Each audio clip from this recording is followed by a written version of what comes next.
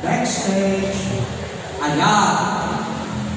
Nung bumaba yung Espiritu Santo ayon sa Acts 2:6-11, sabi ng mga tao, and at this sound, the multitude, and they were bewildered, nagulat sila, dahil each one was hearing the apostles speak in his own language.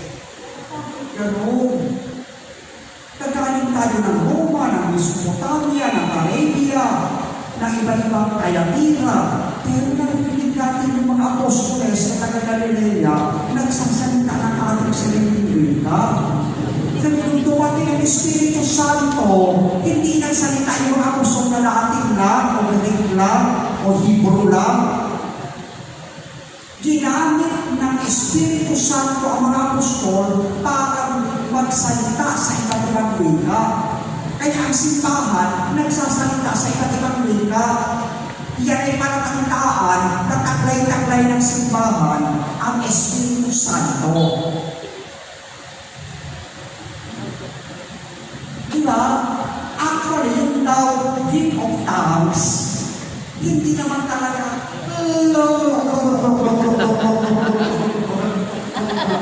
hindi gano'n. Ang gift of tongue daw sa St. Peter, kahit na Galilean siya, na hindi marunong mag-Latin, pero pag nandun siya sa Rome, nakapagsasalita siya ng Latin. Pag nandun naman siya sa Efeso, nakapagsasalita siya ng Greek.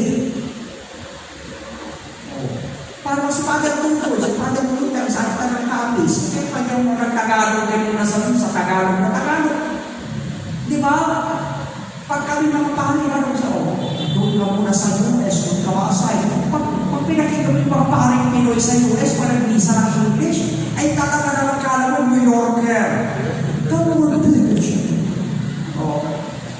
My dear brothers and sisters in Christ. Diba? Nagpabago. Pag yung pari na Tagalog, napunta sa Cebu, sa Davao, naging Bisaya. Yun ang gift of the Holy Spirit. Yun ang gift of tongue. Makapagpapaliwanag ka ng salita ng Diyos sa lingwahe na naiintindihan ng tao. Hindi, wala na makaintindi, ikaw na, kamaliwanag. Kasi isang ano yung gift ng Holy Spirit? Wisdom, knowledge, ikatlong understanding.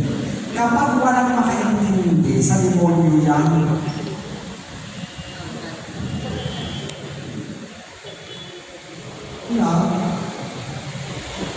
paano natin?